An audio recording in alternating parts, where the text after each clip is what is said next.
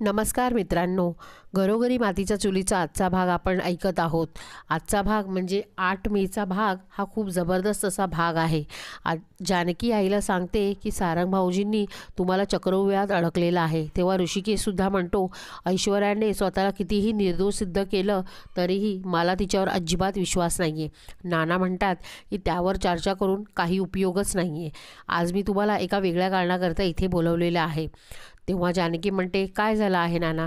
तेव्हा नाना आणि आई म्हणतात की आमची अशी इच्छा आहे, आता तुम्ही दोघांनी या घरची सूत्र सांभाळा आणि या घरचे तुम्ही मुखत्यार व्हा. ऋषिकेश आणि जानकी नाही नाही म्हणत असतात, पण नाना आणि आई काही ऐकतच नाही आणि म्हणतात की आम्हाला तुझ्यावरती विश्वास आहे, फक्त त्या ऐश्वर्यापासून सावध राहा. तेव्हा जानकी म्हणते, माझ्यावर विश्वास ठेवा. आता ऐश्वर्या आपलं काहीच करू शकणार नाही. ऐश्वर्याचं काय करायचं आहे ती जबाबदारी माझी आहे. तेव्हा नाना आणि आई ऋषिकेश आणि जानकीला घराच्या चाव्या देतात आणि ह्या चाव्या नसून एक जबाबदारी आहे म्हणून सोपवतात. दोघेही चावी एक्सेप्ट करतात आणि नाना आणि आईला नमस्कार करतात. इकडे सारंग ऐश्वर्यासाठी जेवण घेऊन येतो. तेव्हा ऐश्वर्या नको नको करत असताना तेव्हा सारंग तिच्या हातावरती पडलेले जवळ बघतो आणि विचारतो, हे सगळं काय झालेलं आहे? आणि सारंग तिला औषध लावायला जातो. लहानपणी मला नानांनी छडीनेच असा मार दिलेला मला अजूनही आठवतं. तेव्हा ऐश्वर्या रडायला लागतात. तेव्हा ती बोलते की हे वळ जे आहे ते छडीचेच आहे. मी माझ्या डॅडांना शिक्षा मिळवून दिली, त्यामुळे मी स्वतःला शिक्षा करून घेतलेली आहे. तेव्हा सारंग म्हणतो, म्हणजे तुम्ही स्वतःच्या हाताने स्वतःला शिक्षा केली? तेव्हा ऐश्वर्या रडू लागते आणि म्हणते की मी खूप वाईट मुलगी आहे. तेव्हा सारंग म्हणतो, अहो तुम्ही तर सत्य समोर आणलेलं आहे, मला तुमचा अभिमान आहे.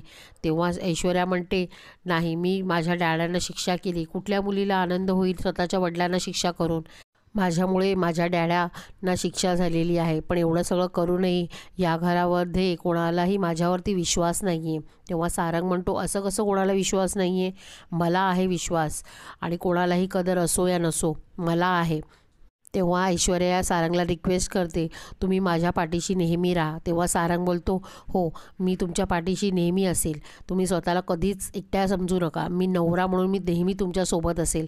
आणि ऐश्वर्याला खूप प्रेमाने भरवतो. ऐश्वर्या पण त्याला मिठी मारते आणि मनोमन म्हणते, मला हेच हवं आहे आणि ते मिळवणारच मी. इकडे जानकी, ऋषिकेश, अवंतिका सगळे नाश्ता करत असतात. तेव्हा ओवी रील्समध्ये पाहिलं असल्यामुळे अंड्यामधला पिवळा बल्ब खाण्यासाठी नकार देते. तेव्हा जानकी तिच्यावर वैतागते. ती तिला म्हणते की तू दिवसभर फोन बघत असते. तेव्हा ऋषिकेश तिला खूप प्रेमाने समजवतो. सौमित्रसुद्धा म्हणतो, आपल्या घरातलं फुलपाखरू आहे ते. तेव्हा ओवी म्हणते, चला ना मग बाहेर जायला फिरायला. तेव्हा सगळेही स्वतःच्या कामाचं निमित्त पुढे दाखवतात.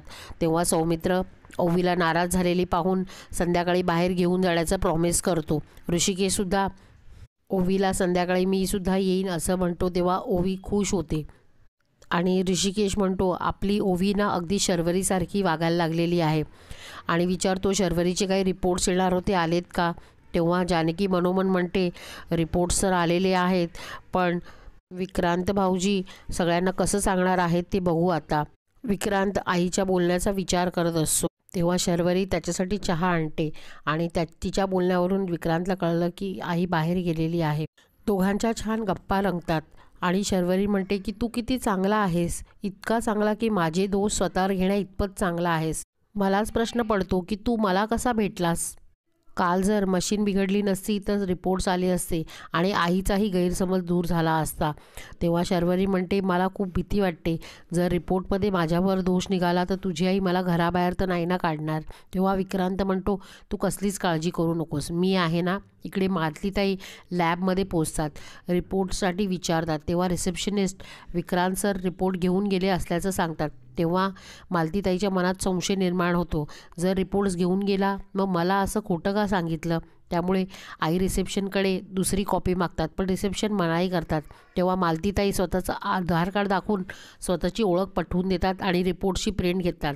त्यांच्या हाती प्रिंट लागतो आणि त्या रिपोर्ट्समध्ये सरळ असते की दोष हा शर्वरीमध्ये आहे आणि आजचा भाग संपतो. पुढच्या भागात मालतीताई शर्वरीला घेऊन थेट रणदिवेंकडे पोचतात आणि शर्वरीला तिचे रिपोर्ट्स दाखवतात आणि तुझ्यातला कमजोरपणा काय आहे ते सांगतात आणि जानकीला खडसावून विचारतात, हे सगळं तुला आधीपासून माहीत होतं ना? आणि तिला ओवीची शपथसुद्धा देतात. तेव्हा जानकीसुद्धा होकार देते आणि तिला माहीत असल्याची कबुली देते. आता पाहूयात पुढच्या भागात मालतीताई पुढचं पाऊल काय उचलतील ते. धन्यवाद.